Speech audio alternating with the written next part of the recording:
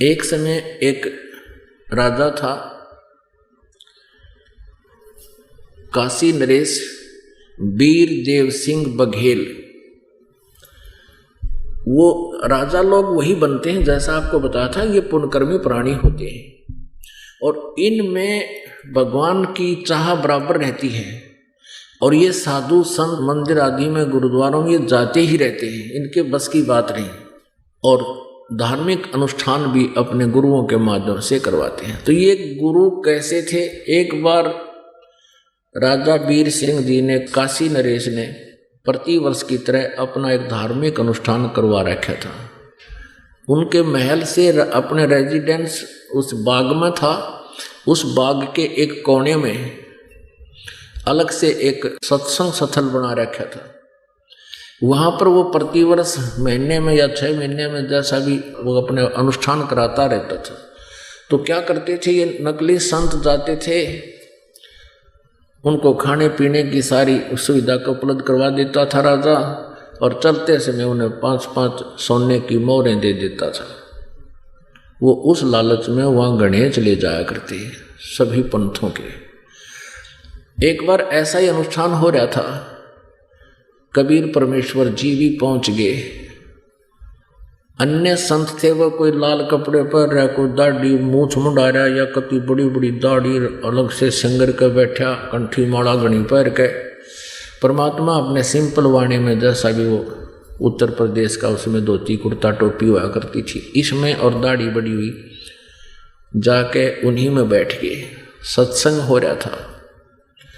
उनमें से किसी ने बताया कि ये कबीर जो है ये भी सत्संग करता है।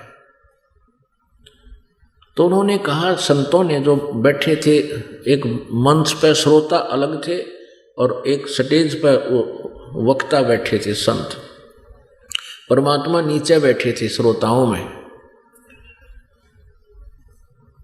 अब किसी ने कहा कि ये कबीर भी सुना है, बहुत अच्छा सत्संग करता है। तो उनका जो हेड था, राजा का जो निजी संत था, गुरु था, उसने कहा, आओ भगत जी आप भी सुना दो खड़े होकर वहीं पर, क्योंकि वहाँ भेदभाव बहुत होता है। संत तो जो गद्दी पर बैठे वो तो बड़े अपने आप को सुपीरियर समझते हैं, और परमात्मा एक सिंपल वेशभूषा में थे। उन्होंने उनको एक भक्त जानकर कहा कि आप कुछ सुना दो। परमात्मा ने कहा कि आपने सब कुछ सुना ही दिया, अब मैं क्या सुनाऊं? अब सूर्य को दीपक क्या दिखाऊं? फिर भी कहने लगे, नहीं नहीं कुछ तो सुनाओ, कुछ तो सुनाओ। सुना है, बहुत कुछ सुनाते हो, बहुत सत्संग करते हो। परमात्मा बोले, तुम मेरे सत्संग को सुन नहीं सकोगे। कि नहीं नहीं ऐसी कोई बात नहीं, आप सुनाओ सुनाओ। अब वो तो महिमा गाँव थे विष्णु जी की, सर्वेश्वर महेश्वर सर्वशक्तिमान परमेश्वर है, ये है। अब परमात्मा ने कहा कि मेरे एक प्रश्न का उत्तर दे दो। कौन ब्रह्मा का पिता है? कौन विष्णु की माँ? शंकर का दादा कौन है? हमको देव बताए। अब सारे कूद के पड़े, ये क्या बात कही? इनका कोई माता पिता नहीं, सर्वेश्वर है, महेश्वर है, सर्वज्ञ है, ये तो अजन्मा है, सारी सृष्टि के पालनहार है। परमात्मा ने उनकी सारी जो है ना शंकाओं का समाधान किया, बताया कि देवी भागवत 3 स्कंद में ऐसे ऐसे लिखा है। विष्णु जी स्वयं स्वीकार करते हैं, ये देखिएगा कि हमारा तो जन्म और मृत्यु होता है, हम अविनाशी नहीं है। ये देखिएगा, श्रीमद् देवी भागवत गीता प्रेस गोरखपुर से प्रकाशित, संपादक हनुमान प्रसाद पोदार चिमनलाल गोस्वामी। ये गीता प्रेस गोरखपुर से प्रकाशित है। ये भी दिखा देते, कंसेप्ट क्लियर कर दें। 123 पृष्ठ पे ये 3 स्कंद। और यहाँ विष्णु भगवान अपनी माता दुर्गा की प्रशंसा कर रहे हैं, महिमा कर रहे हैं, स्तुति। तुम शुद्ध स्वरूपा हो, ये सारा संसार तुम इसे उद्वासित हो रहा है। मैं ब्रह्मा और शंकर, विष्णु ब्रह्मा और शंकर, हम सभी तुम्हारी कृपा से विद्यमान है। हमारा आविर्भाव माने जन्म, तिरोभाव माने मृत्यु हुआ करता है। केवल तुम ही नित्य हो, जगत जननी हो, प्रकृति और सनातनी देवी हो। अब भगवान शंकर बोले, देवी यदि महाभाग विष्णु तुम्हीं से प्रकट हुए हैं तो उनके बाद उत्पन्न होने वाले ब्रह्मा भी आपके ही बालक हुए। फिर मैं तमोगुणी लीला करने वाला शंकर क्या तुम्हारी संतान नहीं हुआ? अर्थात मुझे भी उत्पन्न करने वाली तुम ही हो। शिवे संपूर्ण संसार की सृष्टि करने में तुम बड़ी चतुर हो। इस संसार की सृष्टि सतीथि और संहार में तुम्हारे गुण सदा समर्थ हैं। उन्हीं तीनों गुणों से उत्पन्न हम ब्रह्मा विष्णु एवं शंकर नियमानुसार कार्य में तत्पर रहते हैं। परमेश्वर ने कहा कि तुम झूठ बोल रहे हो, ब्रह्मा विष्णु महेश अजरो अमर नहीं है, इनका नाश होता है, जन्म मृत्यु होती है, इनके माता पिता है। ये ब्रह्म काल रूपी ब्रह्म ये इनका पिता है और दुर्गा इनकी माता है। और भी काफी बताए मालिक ने प्रमाण दिए, पर वो चंगरगे जो सामने श्रोता बैठे उनकी बेइज्जती होगी। इनको भगवान नहीं चाहिए, इन्हें तो अपनी मान बढ़ाई चाहिए। इन श्रोता भाड़ में जाओ, इनकी इज्जत बनी रहे, इनकी रोजी रोटी बनी रहे।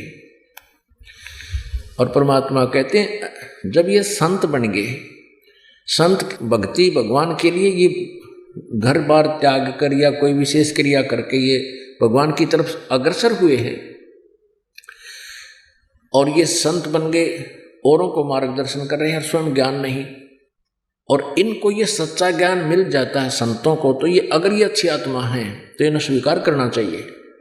लेकिन ये तभी से आग लगी हुई आज तक ये मरना मंजूर है, इन्हें ये स्वीकार नहीं कर सकते। परमात्मा की वाणी है कि राज्य तजना सहज है, सहज त्रिया का नेह और मान बढ़ाई ईर्षा दुर्लभ तजना ये। और इनके तजे बिना भगवान के निकट भी नहीं आ सकता। तो सभी चिंगर गए, तने बड़ी बात कही, तू कैसा नास्तिक आ गया है, हिंदू धर्म का तो जो बेइज्जती करता है, हमारे देवताओं के बारे में गलत बोलता है। चिंगर गए। उनमें से एक व्यक्ति गया, संत राजा के पास पहुंचा, राजा से और नमक मिर्च लगा के कहा कि कबीर नाम का कोई व्यक्ति है, हमारे हिंदू धर्म की बेइज्जती करता है, विष्णु जी को नासवान बताता है, हमारी तो नाक काटती। राजन परमात्मा उधर वार्ता कर रहे थे उनसे। इतने में राजा ने एक पुलिस वाला भेजा लाठी लेकर, अब जाओ कबीर को बुला कर ला। राजा घर पे बैठा है और सांग करवा रहा है, बाग में हुआ उड़ा सत्संग कर। राजा का क्या लाभ हुआ उसको? कहते बैठे सत्संग सुना तो कुछ लाभ हो।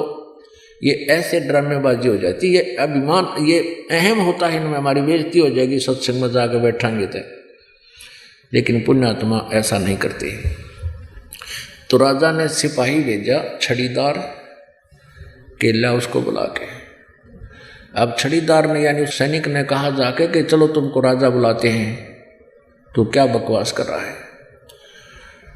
अब परमेश्वर ने कहा कि भाई मैं एक नागरिक हूं, स्वतंत्र, और मुझे तेरे राजा से कुछ लेना देना नहीं है। अगर तेरे राजा को गरज है तो मेरे पास आ जाएगा, और मैं नहीं जाता वहां। अब उस सैनिक ने साथ में वो जो संत आया था लेकर बुला कर लाया था, वो फिर वापस गए। राजा से कहा कि राजन वो तो न्यू कहे मैं ठेंगे पर रखता हूँ ऐसे राजाओं को, मुझे जरूरत नहीं ऐसे राजाओं की, उसको गरज पड़े तो आ जा। अब राजा ने यह बात कोई कह दे उसका, वो तो फिर अपनी बेइज्जती मान लेता है, और अभिमान बहुत होता है राजा में। 10-20 सैनिक लेकर चला राजा स्वयं। अब परमात्मा कहते हैं 100 छल छिद्र मैं करूं अपने जन के काज। जब वो राजा वीरदेव सिंह बघेल रह गया 100 फुट की दूरी पे, 100-125 फुट की दूरी पर, तब परमात्मा ने अपना आसन जमीन से 1.5 फुट ऊपर कर लिया। हवा में 1.5 फुट ऊपर हवा में बैठे, नीचे कुछ नहीं, जमीन से 1.5 फुट ऊपर उठ गए। केवल राजा को दृष्टिगोचर हो रहे हैं, अन्य को नहीं। अब कितना अंडी पाक रहे हो भगवान के सामने, फिर के ब्यों थे इन राजाओं का। 1 मिनट में इनकी मुर्गी बना दे संत जचावत है। तो वो डर गया, उसने देखा ये तो वह परम संत है, जमीन से ऊपर नीचे कुछ भी नहीं। गया तो था उनको सोटे मारन, और हाथ जोड़ कर करबद्ध खड़ा हो गया, हे परवरदिगार आपका क्या विवाद है, परमात्मा बोले कि विवाद इनका और मेरा है, आप किस लिए आ गए यहाँ पर? अब कोई जवाब नहीं, घबरा गया कि क्योंकि इतनी चमत्कार देखकर कलजा पाट जाए आदमी का। राजा बोला मेरी गलती होगी, इन्होंने बुलाया मुझे। तो परमात्मा बोले ये अज्ञानी बैठे हैं, इनको ज्ञान नहीं है। परमात्मा ने 1 घंटा खड़ा होकर सत्संग करा के सारी हर पहलू पर विचार दिया। तो कौन कहाँ से आया है, परमात्मा की भक्ति बिना तुम्हारा क्या होगा, राज्य पद तभी तक रहेगा जब तक तो तुम्हारे पुण्य हैं, पुण्य क्षीण होने के बाद फिर राजा रसद हो। अब वो पुण्यात्मा थी और कुछ मालिक ने दया कर दी उसके ऊपर, अग्रम वग्रम खत्म कर दी उसकी। हाथ जोड़ के कबीर परमेश्वर को अपने महल में ले गया कि मेरे साथ चलो परवरदिगार। परमात्मा बोले अपने गुरु को भी साथ ले ले जब चलूंगा। अच्छा जी, सबको विदा करवा दिया, उनको जो दक्षिणा दिवानी थी दे दी, जाओ। वो तो लालची आ रहे थे, भोजन भंडारा करा दिया उसके गुरु को, और साथ में परमेश्वर दोनों राजा के महल में गए। अब परमात्मा कहते अब सुनो मेरा इसका क्या विवाद था, निकाल तेरी सारी पोथियों को। और राजा के सामने बैठा है और अगर तू झूठ बोलेगा तो फिर देखना। राजा बोला इसका बक्कल तुरवा दूं जब झूठ बोलेगा तो।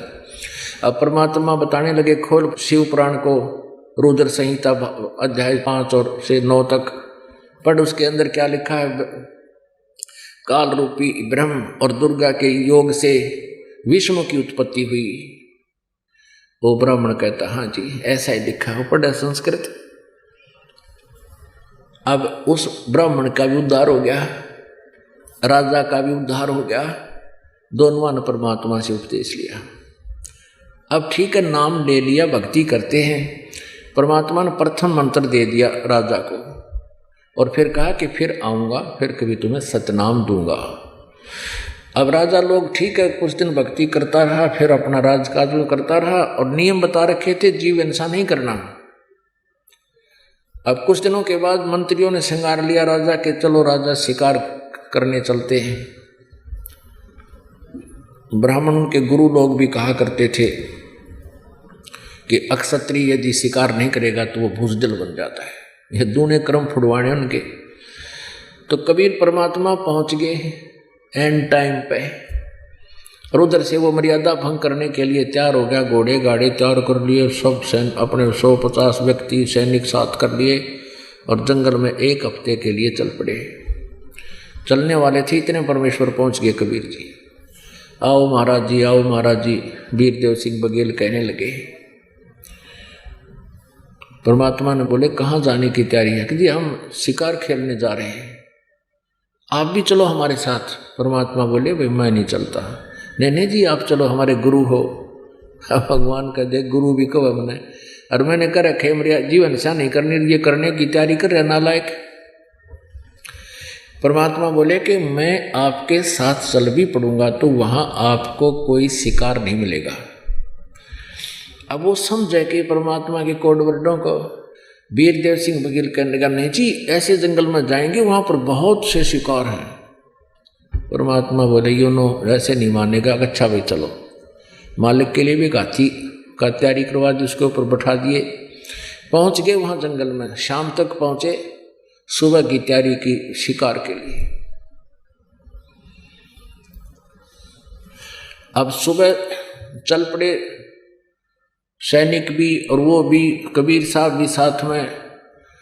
इतनी दूर चले गए जंगल में जहाँ कोई पानी का स्रोत नहीं था, जल का स्रोत नहीं था, और जो भोजन भंडारा था वो दूर छोड़ आए थे। वह कम से कम 30 किलोमीटर जंगल में चले गए शिकार करते करते। वहाँ शिकार कोई नहीं मिला उनको, ढूंढते ढूंढते खोजते खोजते चले गए। एकदम ऐसी रजा करी मालिक ने, सबको प्यास लगाई और जबरदस्त भूख लगाई। सबके प्राण मुंह को आगे। यदि 10 मिनट में आहार और जल ना मिले तो सारे मरे, राजा भी खत्म हुए। जल थोड़ा बहुत साथ ले गए तो पी प्या लिया था। अब राजा ने कहा भी आसपास खोजो, कोई जल हो, कोई बाग हो, कहीं कोई फल आहार मिले। सब जाकर घूम आए, कहीं कुछ नहीं मिला। 2-2, 3-3, 4-4 किलोमीटर तक घोड़े पर भी जाकर आ गए। अब सब चिंतित हुए, बहुत बुरा बनेगा, अब क्या होगा। परमात्मा ने कहा कि चिंता ना करो, ये ऊपर पहाड़ी नजर आती है ना, वहां देख कर आओ। अब राजा और साथ में एक दो मंत्री और थे, वो कहने लगे नहीं नहीं, वहां क्या मिलेगा, जब समतल क्षेत्र में नहीं मिला, पहाड़ पर क्या हो सकता है महाराज। परमात्मा चुप हो गए। एक और समझदार सा मंत्री था, वो कहने लगा भाई संत जो बात कहा करें कुछ गौर करनी चाहिए। तो उनके कहे पाछे फिर 2-3 जने गए उस पहाड़ पर, घूमते घूमते ऊपर जाके क्या देखा, इतना सुंदर जल, बिल्कुल अमृत भरा पड़ा एक सरोवर, मतलब छोटा सा तालाब, तलैया, और उसके चारों तरफ बाग, सुंदर ये सेब, संतरे, आम, बहुत सुंदर लदपद हो रहा। उन्होंने आवाज लगाई कि आ जाओ आ जाओ, बहुत सुंदर स्थान है, जल भी है, आहार भी है। अब सभी पहुंच गए ऊपर, देखा सचमुच यहाँ तो एक अलग से दुनिया है, अलग से परमात्मा कुदरत का खेल देखो भाई, ये कह रहे सबने जल पिया, फल आहार किया। वहां से प्रस्थान करने लगे तो सभी ने फल तोड़ के अरब अपने जेबों में ठोक लिया, चल पड़े। अब घोड़े पर बैठा रखे थे, हाथी तो पीछे छोड़ रखा था। अब घोड़े पर बैठा लिया कबीर परमेश्वर जी को, और राजा भी उसी पर बैठ लिया। अब राजा ने घोड़े को तो थोड़ा सा चल पड़ा ना काफिला वहां से, बाग से। राजा ने देखा, हे भगवान तेरी कैसी कुदरत, ऐसे पहाड़ के ऊपर, और जल कहाँ से आया, ये बाग कैसे यहाँ लगा। अब पीछे मुड़कर घोड़ा मुड़कर देखा, वहां का धूल उड़ा, कुछ भी कोई नहीं, नरे पत्थर पड़े। अब राजा की आंख फट गई कि हे भगवान, हे गुरुदेव, वो कहाँ गया बाग। परमात्मा बोले बेटा जहां से आया था वहां गया, ये हमारे सतलोक से आया था। अब इसने सौंपना नहीं कह सकते, क्यों गोज भरी फलों की, सबकी थैला में रखा राजा ने भी। अब वापस आ गए, कोई शिकार नहीं मिला। अगले दिन भी परमात्मा ने कहा घर चलो, इन बकवादों से कुछ नहीं हासिल होगा। पैर पकड़ लिए और राजा बोला जी आज के बाद कति जीव हिंसा नहीं करूंगा। प्रभु कहने लगे मैं इसलिए आया था ना, तुम सारे मरो यहाँ पर, तुम्हारा अंत था, तेरी एक्सटेंशन की है मैंने। और तो पक्की जचगी सब कहकर 20 किलोमीटर थे, कुछ भी नहीं था, सारे मराओ कति 10 मिनट में जल और आहार ना मिलता था। घर आकर उसने अपनी रानी से सारा करिश्मा बताया कि परमात्मा आए हैं, ऐसी रक्षा कर दी ने, हम सारे मरने थे। इससे प्रभावित होकर रानी ना मान्या करती, रानी ने भी नाम ले लिया, यानी पूरे परिवार में। अब परमात्मा ने कहा कि अब तू भक्ति कर, तुझे सतनाम दे दिया है, बकवाद छोड़ दिए भी। बोला ठीक है। फिर कहा कि तुझे कुछ दिन में सारनाम दूंगा। अब कुछ वर्षों के बाद राजा ने कहा कि प्रभु आपका दास इस योग्य हो गया हो, सारनाम के दया करियो। परमात्मा ने कहा ठीक है भाई, आज तेरे को सारनाम दूंगा, लेकिन मेरी कंडीशन है। क्या है कि एक चंद्र प्रभा नाम की एक बेटी है हमारी, नाम ले रखा उसने, हमारी उपदेशी शिष्या है, तुम्हारी गुरु बहन है। वो ब्राह्मण की लड़की है, विधवा हो चुकी है, उसके एक बेटी है।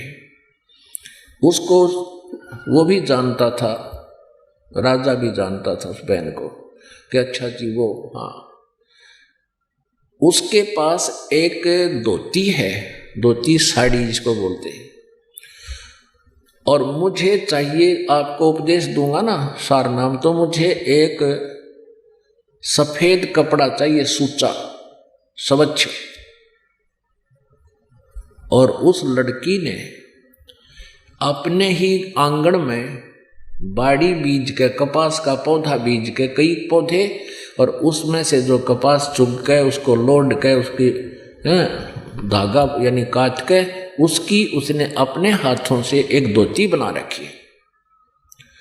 और वो धोती तू लाकर दे, बाजार से नहीं चलेगा कपड़ा, वो स्वच्छ कपड़ा है, और ये सारनाम देना है। ये तो एक लीला थी मालिक की, वैसे सारनाम में इसकी आवश्यकता नहीं थी। उनका भ्रम तोड़ना था, क्योंकि हम रीस तो कर लेते हैं, सार नाम मिला, मिल भी जाओ तो फिर वो खरे नहीं रहे तो वो फिर खत्म हो जाता है। इसलिए परमात्मा पहले पूरे तैयार करते हैं। ठीक है, राजा ने कहा जो आपकी आज्ञा प्रभु। राजा ने अपने 2-3 नौकर भेजे सैनिक कि जाकर उस बहन से कहो कि राजा आ रहा है। परमात्मा ने कहा तुम स्वयं जाकर लाना। अच्छा जी। अब उस लड़की ने सोचा राजा का मेरे घर पाने का कौन सा तात्पर्य, क्या उद्देश्य है। राजा लोग खैर में तो आते नहीं, कोई उपद्रव जरूर करेगा मेरे साथ में, जान गई बात। फिर भी हिम्मत सी करके आना ही था उसने, तो उसके लिए एक अलग से बढ़िया कपड़ा बिछा करके आसन लगाया और दूध गर्म कर लिया। राजा जब पहुंचा उसको बैठने को प्रार्थना की, राजा बैठ गया। तब उस राजा ने कहा बहन मैं आज आपके पास एक विशेष वस्तु मांगन आया हूं, बहन तू नाटिए मत ना। वो कहने लगी आप राजा हो, हम आपकी प्रजा हैं, आपका सब वस्तुओं पर अधिकार होता है राजा का, तो आज्ञा करो। राजा बोला आज्ञा नहीं, मैं प्रार्थना करता हूँ। मैंने उपदेश लेना है सार नाम, और गुरुजी ने एक कंडीशन रख दी है, उसमें कुछ सफ़ेद कपड़ा चाहिए स्वच्छ।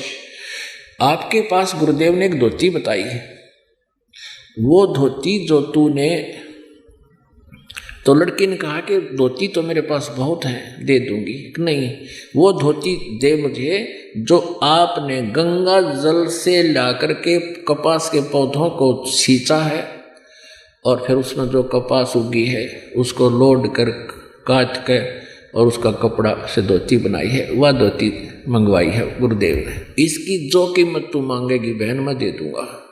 तो लड़की कहने लगी किसी कीमत पर भी इस धोती को मैं नहीं दे सकती, क्योंकि मैंने इसको अपने भगवान जगन्नाथ के लिए तैयार किया है। जगन्नाथ का मंदिर है उड़ीसा में, और वहाँ भगवान की मूर्ति पर चढ़ा कर आऊँगी इस धोती ने।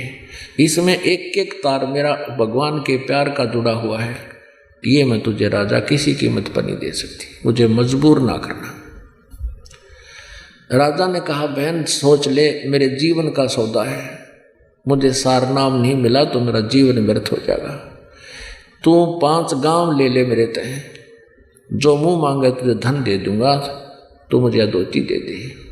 वो लड़की कहने लगी मैं इस धोती को आपको नहीं दे सकती, तेरे राज को त्याग सकती हूँ, फांसी दे मैं फांसी पर चढ़ सकती हूँ, जबरदस्ती छीन सकता है, मैं अपने भगवान की धोती नहीं दे सकती। उसने कहा गुरुदेव ने कहा, किसी ने कहा। वो लड़की कहती है नहीं, मैं अपने भगवान वाली वस्तु को नहीं दे सकती। अब राजा क्योंकि भगवान से डरने वाला था, मालिक का ज्ञान सुन रखा था ना, उसका 2 मारो जूतर उठा लेता था, ऐसे चलना नहीं था। तो वो जान गया अक भाई मेरे कर्म माड़े हैं, जब लड़की के जद पकड़गी, कर्महीन हूँ मैं, ये सार नाम नहीं मिला तो मेरा जीवन व्यर्थ रहेगा। राजा वापस आ गया। राजा का चेहरा देखकर प्रभु ने कहा क्या रहा राजन। कबीर साहब ने कहा कि भगवान मेरा दुर्भाग्य है, मैं कर्महीन इंसान हूँ, आज मेरे शुभ मार्ग में बाधा बन गई, उस बहन ने धोती दी नहीं। परमेश्वर ने कहा भी क्या कहा कि वो कहती है कि मैंने अपने भगवान जगन्नाथ के लिए इसकी तैयारी की है और मैं उसको ही चढ़ाऊंगी, जगन्नाथ के मंदिर में जाऊंगी, नंगे पैर जाऊंगी और भगवान का चढ़ा आऊंगी, मैं नहीं दे सकती। मैंने सारे प्रयत्न कर लिए, उसको सब लालच भी दे दिया, हाथ भी जोड़ लिए, पर वह बहन मानी नहीं। गुरुदेव मेरा दुर्भाग्य है। परमात्मा बोले भी चलो मैं अपनी कंडीशन लूज करता हूँ, अपनी शर्त को मैं ढीला करता हूँ, तो ऐसे कर, ये बहन जगन्नाथ में जो तेरी गुरु बहन है, जगन्नाथ के मंदिर में या धोती चढ़ा कर आवेगी, अर्पण करेगी, तू उसकी मदद कर दे, रास्ते में उसको कोई बाधा ना करे और उस धोती को वे ठीक ठाक चढ़ा के वापस आ जाएगी, इसको कोई दुख ना होया तो मैं तुझे सार नाम दे दूंगा, फिर मैंने कपड़े की जरूरत को जा। राजा ने राहत की सांस ली, एक नई किरण दिखाई दी प्रकाश की। ने बोला जो आज्ञा महाराज। उसी समय राजा ने 2-3 नौकर समझदार से भेजे और बहन से कहो कब जाएगी वो पूछो उससे और उसकी मदद करो, उसको उसके लिए एक रथ जोड़ दे जाओ, बैठा कर ले जाना, खाने पीने की व्यवस्था करना, बहन को कोई दुख ना हो। अब राजा की आज्ञा लेकर के सिपाही पहुंचे कि बहन, राजा ने कहा कि आप कब जाओगी जगन्नाथ के ये धोती अर्पण करने? राजा ने हमारी सेवा लगाई है 4-5 सैनिकों की, हम आपके साथ चलेंगे, आपको कोई रास्ते में दुखी ना कर दे। आपके लिए राजा ने रथ तैयार करवा दिया है। वह बहन कहने लगी मैं उसने तो ये सोचा था कि राजा घर पर जाकर सोचा करे और फिर मेरे साथ कोई उपद्रव पैदा करेगा। वह डर रही थी, सैनिक वापस आए तो घबरा रही थी कि हो गया काम गड़बड़, होने दो जो होगा। ये सोच लिया था भगवान के लिए देश निकाला भी अच्छा। अपनात्माओं ये देखना है आपने, इसका निष्कर्ष क्या निकलेगा इस स्टोरी का। ये केवल कथाएं नहीं है, ये हमारे लिए बहुत काम की वस्तु है। अब जब ये बात सुनी उस बहन ने, वह गदगद होगी, शुक्र मनाया जगन्नाथ भगवान का। हे जगन्नाथ भगवान, आपने मेरी इज्जत रख दी, राजा का मन बदल दिया। इन्होंने पता कौन सा जगन्नाथ बदलने लग रहा है इसके मन को, इतनी बुद्धि कमजोर थी मारी। और कहा, सारी बात सुनकर कहने लगी भाई ना तो मैं रथ में बैठूं, मैं तो पैदल जाऊंगी। राजा का शुक्रिया है, अगर तुम मेरे साथ चलो तो मुझे कोई इतराज नहीं। ऐसा ही हुआ, लड़की चली गई, सैनिक साथ चल पड़े रथ लेकर, खाने पीने की व्यवस्था उसमें अपनी ले ली, वो लड़की पैदल गई वहां तक। अब शाम में पहुंचे, सुबह नहा धोकर उस बहन ने वह अपनी जो धोती हाथ से बना रखी थी वो चादर लेकर भगवान जगन्नाथ के मंदिर में मूर्ति के चरणों में रखना चाहिए, रखते ही और कहा कि इस दासी की तुच्छ भेंट स्वीकार करना जगन्नाथ। वो धोती वहाँ से उठी और उस जगन्नाथ के मंदिर के प्रांगण में जाकर पड़ी और आकाशवाणी हुई कि नालायक, जगन्नाथ तो काशी में बैठा है, वो कबीर परमात्मा इज जगन्नाथ। तो कित धक्के खाना गई, कलेजा फट गया उस लड़की का, रोआ बुरी तरह। ओए होए, वो भगवान स्वयं है कबीर जी। वो वहीं से रोने लगी थी, आंखों में इतने आंसू बह गए कि सारे कपड़े भीज गए उस बेटी के कि मैं कितनी नीच हूँ, भगवान कहाँ मैं खोजन की तागी। परमात्मा कहते हैं गुरु मानुष कर जानते ते नर कहिए अंध, महादुखी संसार में अग गई यम के फंद। आकाशवाणी ने कहा कि जगन्नाथ वहां बैठा जिसने धोती वहां मंगवाई थी, तू वहां नहीं पहुंचा सकी, यहां धक्के खाने आ गई, ले जा इसको उठाकर। अब ये आकाशवाणी सुनी उन सैनिकों ने भी, वापस आगे रोती हुई।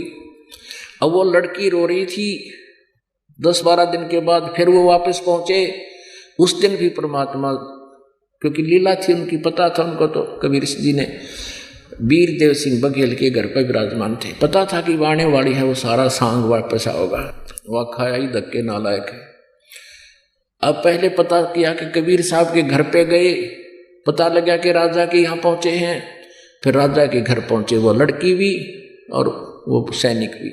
लड़की रो रही, उसको उससे बोला नहीं जा रहा, चरणों में गिर गई भगवान कबीर साहब के, और ऐसे रो रही है कि उस पर आवाज निकल रही, गला कति रुंध गया उसका, ना कुछ बता पा रही है। अब राजा ने सोचा भाई के बिजली गिर गई इस लड़की पे, और गुरुजी ने कहा था इसको कोई दुख ना होना चाहिए, और क्या आपत्ति आ गई, और ये रो रही है, अब मुझे नाम मिला नहीं, क्योंकि भगवान ने कहा था इसको कष्ट नहीं होना चाहिए।